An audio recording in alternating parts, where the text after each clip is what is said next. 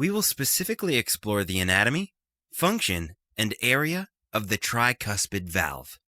The valves of the heart serve the cardiovascular system by controlling the direction of the blood flow during circulation and determining the exact moment in which the blood passes between the chambers of the heart, as well as in and out of it entirely.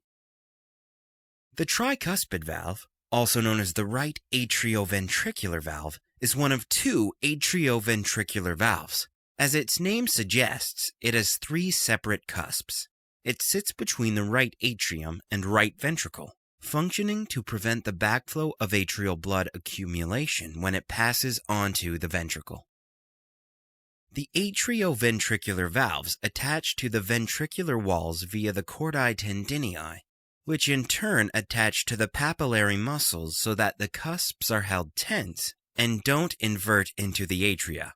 This extended attachment of the chordae tendineae and the papillary muscles is known as the subvalvular apparatus.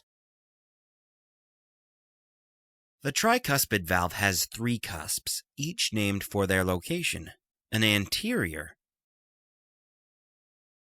a posterior, and a septal cusp.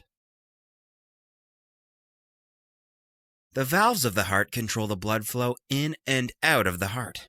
Specifically, the atrioventricular valves function to prevent the backflow of blood from the ventricles to the atria during cardiac systole.